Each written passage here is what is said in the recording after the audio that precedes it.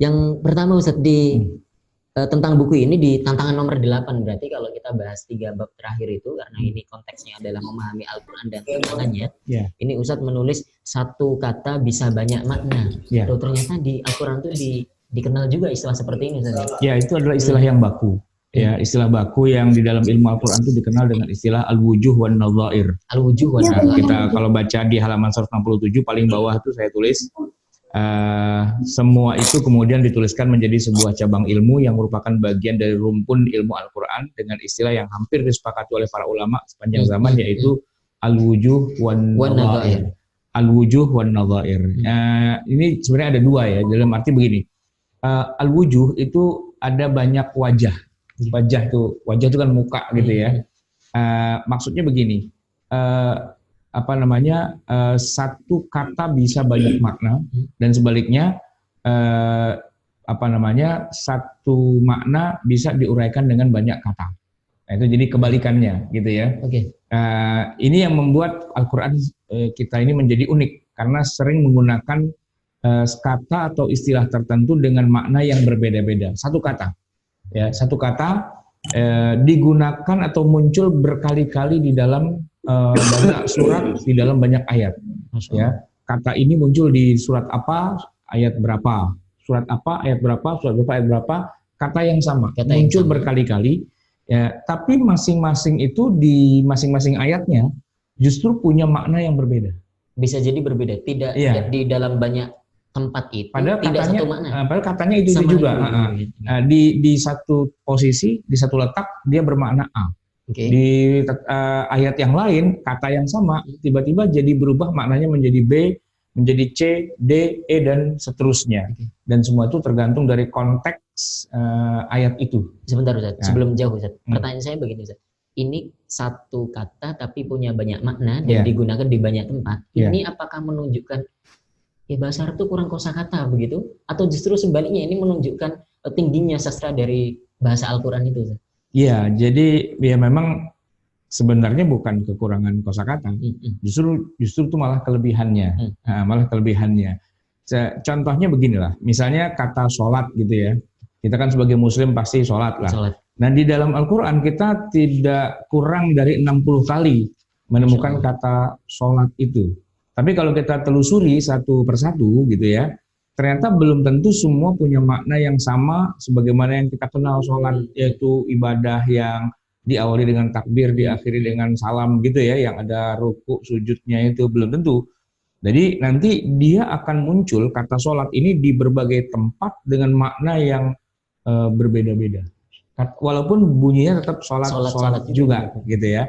Nah itu yang disebut dengan al-wujuh wan nadhair. Jadi kalau di Al-Imam Az-Zarkashi ini kalau kita buka dalam dalam halaman 168, wujuh itu apa sih? Ya, wujuh itu jamak dari wajah. Wajah itu wajah, ya muka gitu kan. Yang bisa berarti wajah atau sesuatu yang menjadi tujuan atau yang dimaksudkan. Sebagaimana kalau kita sebut ini wajah tu wajah. Sesungguhnya aku menghadapkan wajahku atau diriku gitu kan. Nah, tapi secara definisinya itu adalah al-lafzu al-mushtarak. Lafaz yang mushtarak.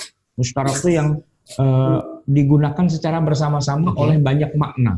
Jadi ada maknanya A, B, C, D, E. Semuanya menggunakan satu lafaz yang sama. Itu dikatakan al-lafzul mushtarak. Alladzi yusta'malu fi iddati ma'anin kalafzil ummah. Sebagaimana kata ummah. Ummah itu juga punya makna yang banyak gitu ya.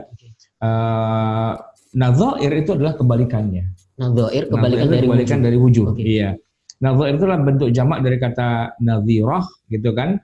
Yang mana Ibnu Mandzur itu mengatakan al-mis asyibh fil ashkali wal akhlaqi wal af'ali wal aqwal. Jadi kesamaan dan keserupaan dalam bentuk perilaku dan perbuatan. Ini secara bahasa maknanya begitu.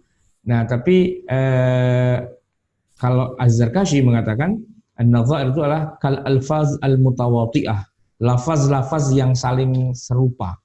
Jadi lafaznya itu serupa, mirip tapi maknanya sama atau beda Ustaz? Ya, kalau yang wujuh itu kan satu kata banyak makna.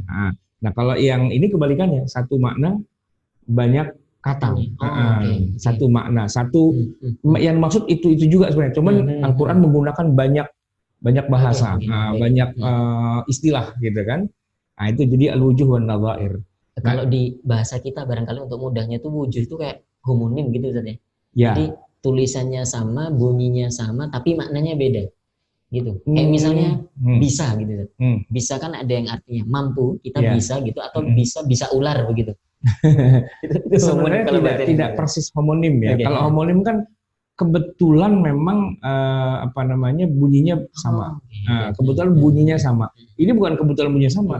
Ya memang dia punya makna yang banyak tergantung konteksnya. Ya seperti kata dalam bahasa Indonesia nih ya.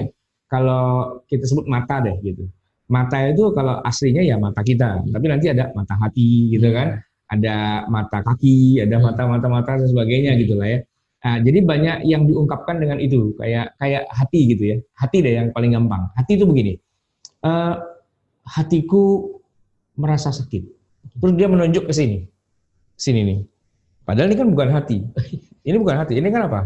Ini jantung, gitu kan? Hati itu di sini, gitu. Bawah gitu. Hati itu di sini. Nah itu bukan homonim sebenarnya. Cuman dalam bahasa Indonesia ternyata yang dimaksud dengan hati itu ada dua makna. Ada hati dalam arti secara biologis ya, hepan, gitu, liver, gitu ya. Yang posisinya itu di sini. Tapi kita juga mengenal istilah hati yang maksudnya di sini. Hati, padahal kalbu, kalbu, iya gitu. Nah itu kan penggunaan satu kata dengan dua makna yang berbeda. Tidak sekedar sama bunyinya, bukan homonim gitu sebenarnya. Tapi ya apa namanya istilahnya itu? Ya saya nggak ketemu istilah bahasa Indonesia, tapi al-wujuh wan nadhair. Satu kata punya banyak penggunaan, punya banyak makna gitu ya. Nah inilah yang tantangan nomor 8. Yaitu orang tidak bisa dengan mudah memahami Al-Quran karena rupa-rupanya Al-Quran itu mengandung al-wujuh wan nadhair. Tidak bisa kemudian, ini tantangannya ya buat saya punya banyak teman yang besar sekali kecintaannya pada Quran, mengajarkan Al-Quran ya kata per kata. Mengajarkan Quran kata per kata. Jadi bikin pelatihan, bikin kursus, bikin pesantren bahkan dan sebagainya, yang intinya tuh ingin mengajarkan muridnya atau pesertanya itu biar paham Al-Quran. Caranya apa? Caranya dengan mengajarkan ilmu bahasa, yaitu dengan mengajarkan nahwu, shorof, kemudian cara mencari makna itu dalam kamus dan sebagainya gitu kan. Nah, problematika paling dasarnya adalah walaupun maknanya di kamus itu A gitu ya, tapi ketika digunakan rupanya itu nggak sama. Misalnya sholat gitu ya. Sholat kan ada yang maknanya doa gitu kan. Ada yang maknanya washolli alaihim. Itu ketika Nabi SAW itu disebutkan ada perintah untuk memungut zakat gitu ya. Khudz min amwalihim shadaqatan tutahhiruhum wa tuzakkihim biha washolli alaihim. Kan begitu bunyi ayatnya. Washolli alaihim. Dan ini kalau pakai bahasa Arab ya, sholli itu kan artinya sholatlah. Betul. Nah, tapi ternyata nggak pas maknanya sholatlah. Maknanya menjadi doakanlah. Nah, sholat di situ kan bermakna doa ternyata, bukan bermakna sholat yang berdiri rukuk sujud. Nah, bagaimana para peserta, para santri yang belajar bahasa Arab kata per kata itu membedakan sholat yang maknanya doa dengan sholat yang maknanya ritual ibadah.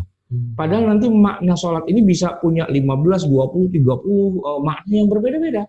Di kamusnya tuh maknanya cuma satu, tapi di dalam implementasinya ternyata maknanya nggak cuma itu. Jadi tantangan paling besar itu ketika belajar memahami Al-Quran lewat belajar pakai bahasa Arab, belajar nahwu, shorof dan sebagainya adalah bagaimana menjawab masalah al-wujuh wan nadhair. Itu yang nggak akan kebuka ilmunya, nggak akan bisa diketahui maknanya karena akan kesulitan. Coba nih saya kasih contoh sholat nih ya dalam halaman 172.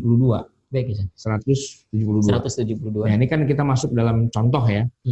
Ya, saya kasih contoh sholat. Ya, ada ayat Al-Baqarah nih, ayat 238. Hafizu 'alas sholawati was sholatil wusta. Nah, itu saya kira nggak ada masalah. Tapi ketika ayat Al-Jumu'ah, ya ayyuhalladzina amanu idza nudiya lis sholati min yaumil jumu'ah, Nah, itu sholat yang dimaksud bukan sholat 5 waktu. Kalau ayat yang tadi kan menyebutkan hafizu 'alas sholawat, sholat 5 waktu. Tapi begitu ayatnya beda lagi, idza nudiya lis-sholati min yaumil jumu'ah, kalau dipanggil kamu untuk sholat di hari Jumat, ternyata itu adalah maksudnya adalah sholat Jumat. Nanti wala tusalli ala ahadim minhum mata abada, itu surat At-Taubah ayat 84.